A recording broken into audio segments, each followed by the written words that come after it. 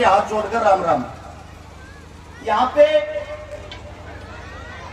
मेरी मात्र शक्तियां ज्यादा बैठी है। मैं आज उनसे एक बात कहना चाहूंगा और आप ये सोच लेना कि आपका बेटा होने के नाते आपको ये बात कह रहा हूं। जब हमारे घर में लड़का होता है हम बहुत खुशी मनाते हैं, लेकिन जब हमारे घर में बेटी होती है वो खुशी दूर दूर तक नहीं होती। कहने को तो आज ये है कि बेटा बेटी एक समान है, लेकिन एक समान की जब बात आती है, जब हम एक बेटी का लालन पालन पोषण करते हैं, उसको पढ़ा लिखा के बड़ा करते हैं, उसके लिए सरकारी नौकरी वाला लड़का ढूंढते हैं। और वो लड़का जब ढूंढते हैं उस लड़के में इतनी मरोड़ हो ही पावे है, 20 लाख की गाड़ी मांगेगा, 30 लाख का ब्याह में खर्चा करवाओगा, अपनी लड़की को दबा के रखेगा। मैं इन मात्र शक्तियों से एक बात कहना चाहता हूं, किस चीज की मरोड़ सहन कर रही है, उसका कारण क्या है?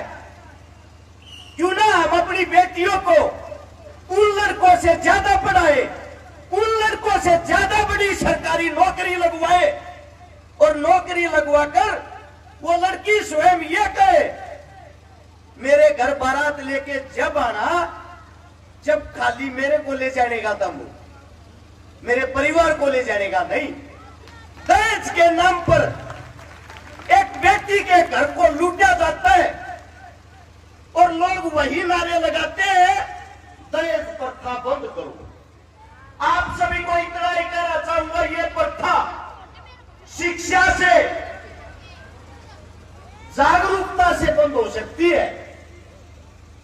अब हमारे को भी कई साथी ये बोलते हैं, जब आप किसी साथी में गरीब की मदद करने के लिए जाते हो उसको दहेज क्यों देते हो? एक पत्रकार ने मेरे से सवाल किया। मैंने पत्रकार से पूछा, भाई साहब आपकी शादी हो रही है? बोले हाँ हो रही है। तेरी बहू घर आई जब के लाई थी, बिना TV, fridge, AC, double bed, संदूक, अलमारी, तन्ने क्यों ना बंद करी भैया प्रथा? मैं इतना ही कहना चाहूंगा, अपनी बेटियों को अपने पैरों पर खड़ा करें। जब वो सरकारी, वो बेटी खुद नौकरी लगेगी और जब वो अपने से समान लड़के के साथ शादी करेगी, दोनों की सोच, दोनों की कमाई एक जैसी होगी। दुनिया की हकीकत यह है, बाप बड़ा ना भैया, सबसे बड़ा रुपया यूरोपिया देश दिवावे है। आप सबसे इतना ही कहूंगा, मेरी मात्र शक्तियों, ये बेटियां तुम्हारी इज्जत है।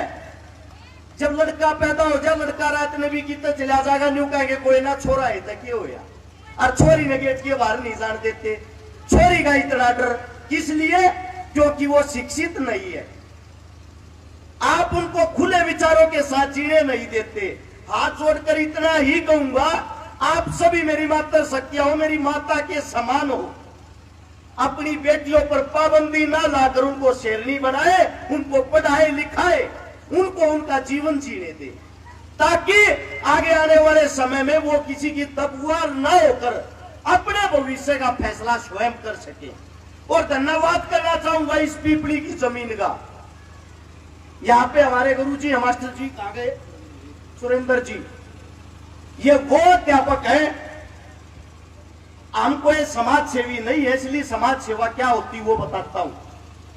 आज के टाइम में जो मुफ्त में घर घर शिक्षा पहुंचाए, और शिक्षा वो शेरनी का दूध है जो जितना पिएगा उतना दाढ़ेगा।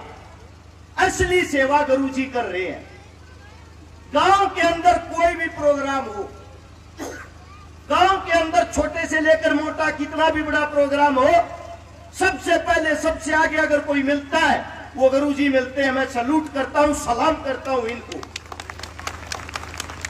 और मेरे साथ में खड़े हैं मेरे पिता समान बड़े भाई धम्मल फौजी, पहले देश सेवा करी, फौज की नौकरी, आज पुलिस सेवा कर रहे हैं। एक दिन भी अगर फ्री होते हैं सुबह उठते ही कॉल करते मेरे पास, बता कहां सामाजिक प्रोग्राम है, कहां चलना, मेरी गाड़ी तैयार है। आज के वक्त अपने बच्चों से दूर कोई नहीं जाना चाहता। ये पहले ऐसे महान व्यक्ति हैं जो बच्चों के पास रुकते ही नहीं। इनका कहना यह है अपने बच्चों के लिए तो जानवर भी जीता है, असली इंसान वही है जो दूसरों के लिए जिए। इसीलिए मैं इस मिट्टी को सलाम करता हूं जिसके अंदर से ऐसी ऐसी सोच वाले व्यक्ति निकल के आए, और यही व्यक्ति समाज बदलते, वरना आज के टाइम में किसके पास समय है। इसीलिए मैं आप सबसे हाथ जोड़कर इतना ही कहूंगा, हम आपके बच्चे हैं, आपकी कोख से जन्म लिया है, आप लोगों से ये बातें सीखी है, तो हमारा फर्ज बनता है आप लोगों को वापस सिखाएं भी, ताकि घर जाकर आप सोचो हमने अपने बच्चों को कौन सी शिक्षा देनी है, हमने अपने बच्चों के लिए क्या पाबंदियां लगानी है। हाथ जोड़कर इतना ही कहूंगा, शिक्षित होना और जागरूकता होना ही आज के टाइम सबसे बड़ा गुण है। आप सभी को अगर हमारी कोई बात बुरी लगी हो, हाथ जोड़कर उसके लिए क्षमा चाहता हूं। आपके बेटे, आपके बच्चे हैं, आप सभी के चरणों में हाथ जोड़कर राम राम।